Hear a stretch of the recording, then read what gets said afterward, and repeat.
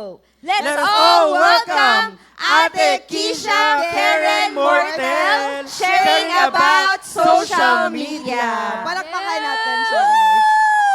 Sons and daughters, shout a hallelujah! Yes, so yun, totoo po yun. 10 years old lang ako when I started to learn Photoshop. Meron ba dito younger than 13? Or 13? Meron ba 13 dito? Uy, meron, di ba? And actually, na-born again ako, 14 years old na ako. And I'm grateful because someone took a risk for me when it comes to editing. And that's actually Kuya Ralph or Pastor Ralph. And I'm grateful for him. So back then, lagi akong tambay sa church. After class, on the weekdays, tutulog ako dyan. Kukumutan pa ako niya ni Pastor Bo kasi tutulog ako dyan. And we always had these conversations, random conversations with Pastor Ralph. And I remember this one, verbatim, sabi niya, you know, Keisha, people are not addicted to social media. They're addicted to information. And sabi niya kasi if gadgets didn't exist, people would still be reading. They would be addicted to reading. And as I pondered upon that, isip ko, ngayon ba ganun pa rin? Because now, actually, even we live in a post-truth world. So what's a post-truth world? So post-truth means objective facts are less influential in shaping public opinion than appeals to emotion and personal belief. This means mas nagkikling on ng mga tao sa mga bagay na they feel something about it. This is the reason na there's a widespread of misinformation. This is the reason bakit yung tita mo nag-share ng AI content. Yeah. This is the reason why the younger generation ay addicted sa brain rot, memes, diba? Yung mga crocodino, tralala, mga ganyan. They're addicted to that. And it's also the reason why you keep scrolling. Hindi ka naman nagsuscroll kasi, ay, ano pa kayang matututunan ko sa TikTok? Ay, ano pa kayang matututunan ko sa Reels? You're not scrolling to know or acquire something. You're scrolling because your body is chasing yung dopamine. Dopamine is yung happy hormones. And you get this from entertainment. Oh, this video, it entertains me. When's the next one gonna entertain me? That's why you keep scrolling. So if you have your phones, I challenge you, check out your screen time. Tingnan niyo ang settings niyo. Sa Android, hindi ko alam pero sa iPhone, meron ba? Screen time. Ganyan, check nyo. And some of us, baka yung average nyo daily, 4 hours. Meron ba dyan? 4 hours, average. Taas kamay, umamin kayo. 4 hours, 6 hours. No shame, no shame. Okay. Kasi actually, today, we're not gonna talk about, kita nyo naman yung sa screen time ng katabi nyo, no? Today, we're not gonna talk about social media addiction. Huwag kayong mag-alala. Today, we're gonna talk about how we can translate your screen time to be pleasing to God. Yeah, right? Somebody say culture. Culture. Do you agree that every generation has a culture? Yes. Diba? You know when this story is boomer, yung nag-story, may thank you. You know, pag yung story na to is, ay ate ko yan, millennial yan. And you know, pag yung story is galing sa Gen Z, right? It's clear. People represent their generation. So now, the question is, what culture should we have as sons and daughters? And that's our topic for today. Hashtag FYP for your part as Christians in social media. So again po, I was sa All Out po ko. So yun yung performing arts ministry namin. Doon po ako dati ministry head. And nung pinlace ako ng Lord here sa social media, honestly, hindi pa para sa akin noon, I was not equipped or trained to be there. Kasi it happened in the pandemic. So like, biglaan, di ba, kailangan natin mag-live stream. Kailangan natin mas maging active sa social media. And doon, parang nangarag ako, hindi ko alam. Back then, sa All Out, meron akong mentors, mga ate and kuya, and I know where we're going. We had a mission, vision, we have a ministry verse, but for here, when God placed me here, it's like, Lord, where are we going? Ano to? Asan ba? Kasi sa dance, we have David. I know where in the Bible we can use these talents to glorify you. But how about social media, Lord? Where is this in the Bible? And God listens and He answers. He gave me Mark 1 verse 17. So, andyan po ba yan? Here in Mark 1 verse 17, ito yung na-meet ni Jesus yung first disciples niya. So, can we flash po sa screen what that says? Mark okay, sige, babasahin ko na lang. In this passage, Jesus said, Then Jesus said to them, "Follow me, and I will make you become fishers of men." That was God's clear verse that He gave to me. And I'm like, Lord, paano naman ito naging social media? What do fishermen use? The net. What, Lord? What, Lord? It was so clear to me that God said, this is your role, Nak. You are to become fishers of men. Use the net. Bring people to my kingdom. So good. So good. So now, as we cast our nets, let's be aware muna that there's different kinds of social media users. We have, let's categorize it by like, comment, share. We have the like to represent consumers. So ito yung mga, active lang sila sa 1 out of 3. Ay, hindi po ako nagpe-Facebook, Instagram lang. Ayan, mga reactors lang, kumbaga, watching on the sidelines. Connectors, ito naman yung mga active mag-comment, active mag-react. Pag nag-story ka, ay, ang ganda niyan. Ay, san yan? Ayan. Pero hindi sila active mag-post. Makita mo yung Instagram nila walang laman. And then we have the creatives. These are the people who actually share something on social media, who post stories. And I call them creative kasi it takes time to take a photo, di ba? It takes time to think of a caption that fits it. Takes time to curate, di ba? So they're creative as well. So in this lesson, we'll talk about 5 points. And as we cast our nets, let's start with number 1. Clarity versus controversy. Yeah, di ba? Ang daming issue sa mundo, right? Yan, may you see TikTok influencer ganito, na ganun daw. Si politician na ganito na pala yung issue ngayon. But the issues of today, we are not to dismiss it, but rather we are to respond right. Right? Respond right. This means okay, we will touch on the politics area, di ba? Kasi minsan doon tayo nagkakagulo. But the thing is, we're not called to be keyboard warriors, right? Self-evaluation, kung may inaway ka, charat. We're not called to be like that. Kasi hindi naman porket na we read about the politics, we know what's right, what's wrong, it's parang rebellious na. No. But there's a right way of informing your friends and classmates, on educating them. And are you bringing them to the Lord kung nakikipag-away ka on different views? No. No, right? So, merong verse, guys, may mga verse per point, but we'll skip over them kasi 20 minutes lang tayo. And aside from that, we don't want na porket everyone else is agreeing on this matter, everyone else is agreeing na, dapat pro-abortion, pro-ganyan. Oy, dapat ganito lahat ng Gen Z, pro-ganito. We're not called to agree, di ba? Sabi nga ng shirt na dyan, be against the flow. Di ba? So let us not fall victim to doing things for the clout.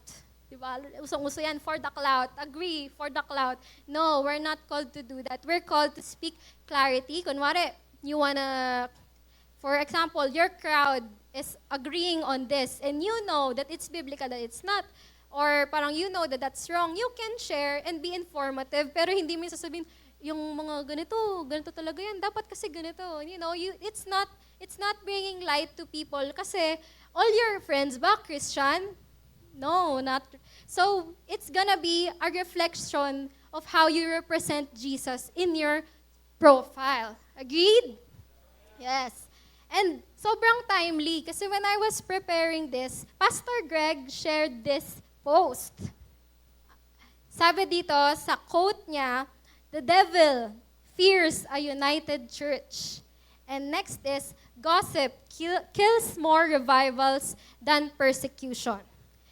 Alam niyo ba yung pagpaparinig or throwing shade is a form of gossip, di ba? We have notes, yung mga notes, alam niyo na yan, notes. Tapos we have threads, kung active kayo doon. Dati kami Twitter, doon nagpaparinig.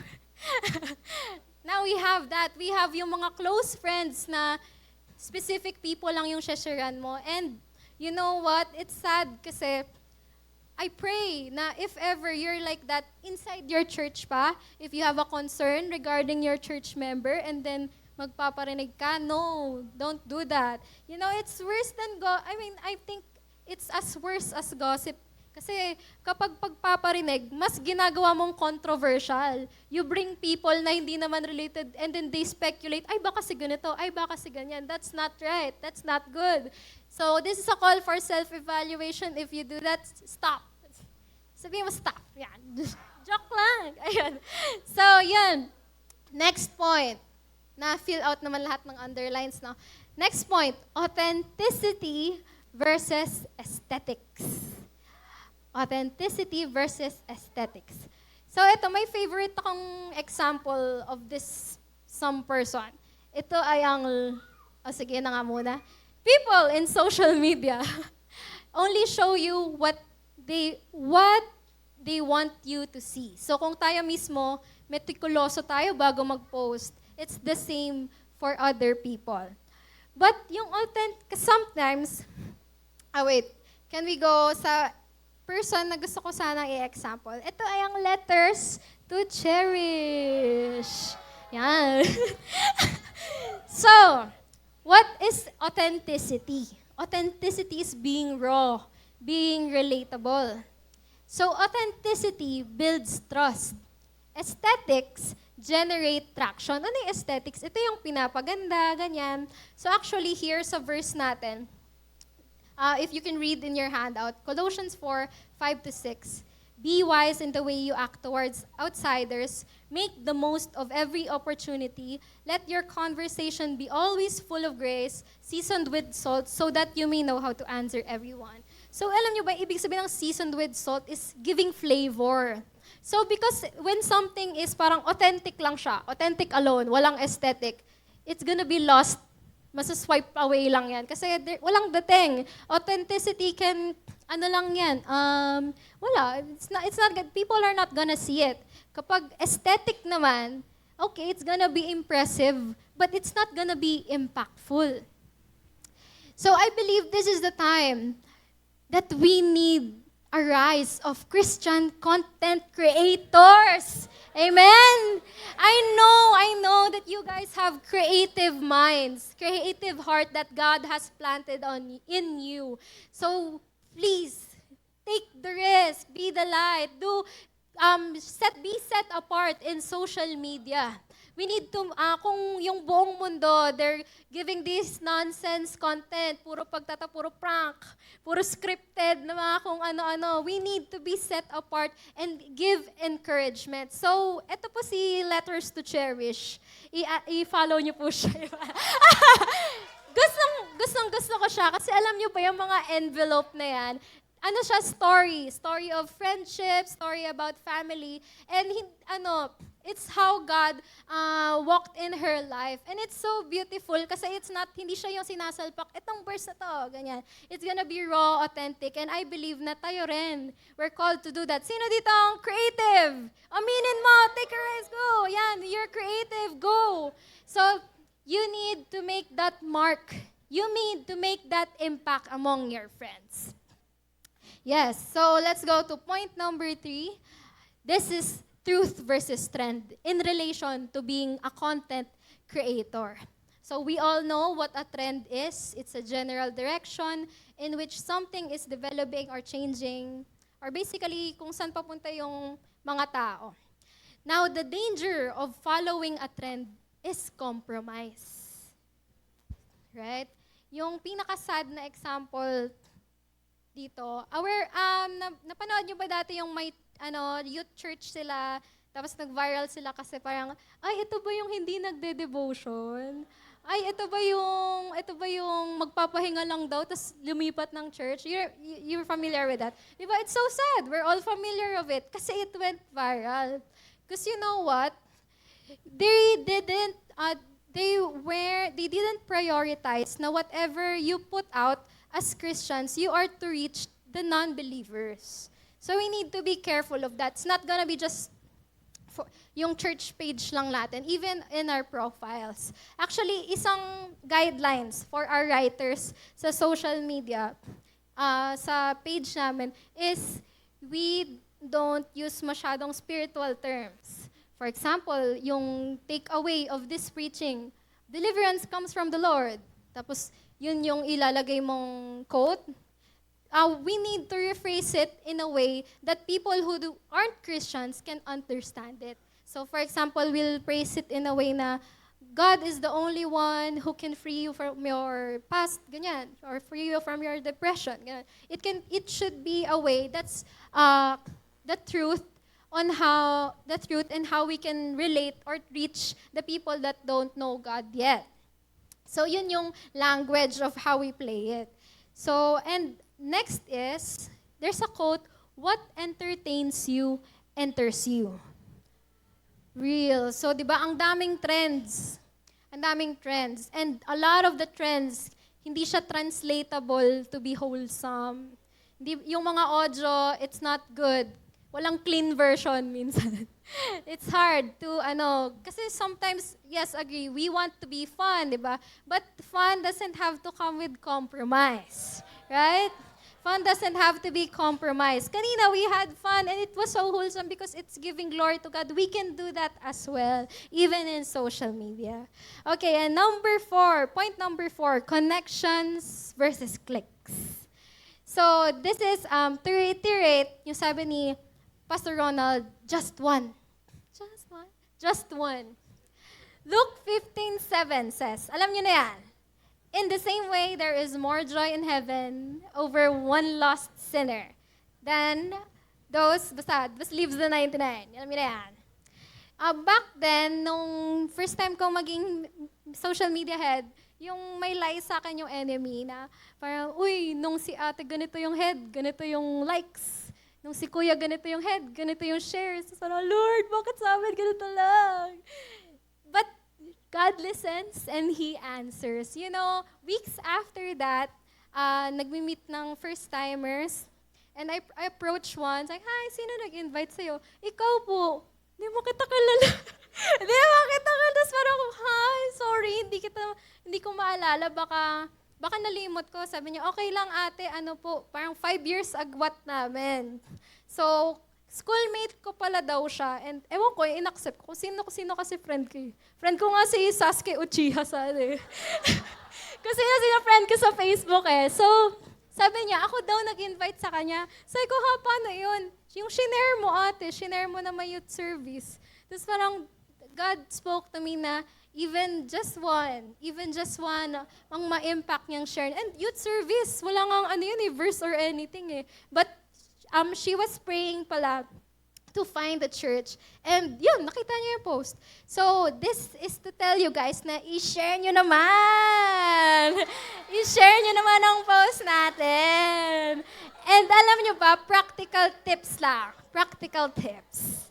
If you comment sa mga reels, it pushes your content to the algorithm. So support your youth page, support your main page, like, comment, share. Amen, umamen ka lang, di ba? Amen, mag-GIF ka lang. Share it and add to your story as well, di ba? Because the only thing we can bring in heaven is other people. We can't bring the likes, we can't bring the shares, but we can bring the people we've impacted to. And that's what we want. And lastly, this is heart versus hype. So beautiful. Tinuro to sa akin ng Lord. So alam niyo ba di ba God calls us to be fishers of men? In Luke 5:5-7, Let's read it.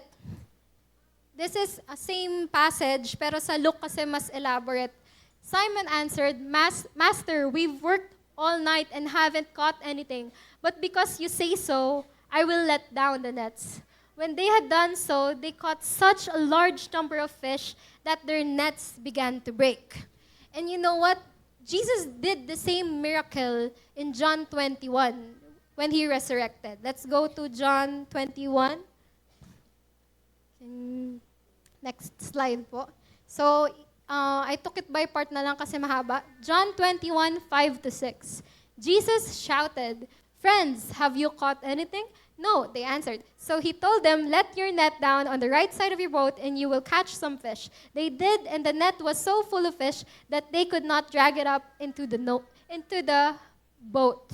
But the thing is, the net wasn't torn. Because you know what? I believe that they're familiar na it's Jesus. They're ready. And after this, sabi ni Jesus, kain tayo. Kainin natin yan. In verse 10, Jesus told his disciples, bring some of the fish you just caught. Simon Peter got back into the boat and dragged the net to the shore. In it were 153 large fish, but still the net did not rip. Verse 15, I think beautiful. When Jesus and his disciples had finished eating, he asked Simon, son of John, do you love me more than the others do? In other translation, Simon, son of John, do you love me more than these?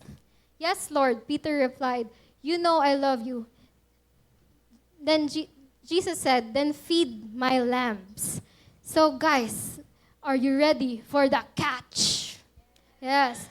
We want to be ready. There's a large number of fishes, diba? Yung actually, nabasa ko lang, yung 153 fishes daw, parang it symbolizes people of different groups, people of different natures. And we want to catch them, right? We want to catch them. So remember, C-A-T-C-H, what is? Yeah. We need to have this culture. Somebody say culture. Culture. So Bill Johnson said, the problem creatives have is the immediate evidence of success. You know, after this, it's not gonna happen overnight or in a month, consistent kayo. It should be more than that because culture takes time and the main ingredient is consistency. Come on, say consistency. So, consistent kayong mag-comment, mag-share, mag-add to story, ha? Okay? Okay. You know, I love this quote sa mga beginning slides to about the Christian chef. Kung makita mo, Ate Shaina. The Christian chef. Kita mo? Yan. Sabi dito, the Christian chef honors God not by stamping Bible verses on the plates, but by making excellent food. The Christian carpenter honors God not by carving fish symbols into every project, but by building with skill. The Christian mechanic serves God not by hanging a cross on the mirror, but by fixing cars honestly. Right? So, I think some Christians are in the mistake na if nilagay kong bio si Jesus, Christian na ako. I'm representing Jesus. If I'm sharing the verses, okay na, nare-represent ko na si Jesus. But no, we need the character as netizens in social media to represent Christ. Right? So as sons and daughters, we should be aware that social media is also a mission field. Yeah. And we are not just here to make Jesus famous, and we are here to make Him known. Amen.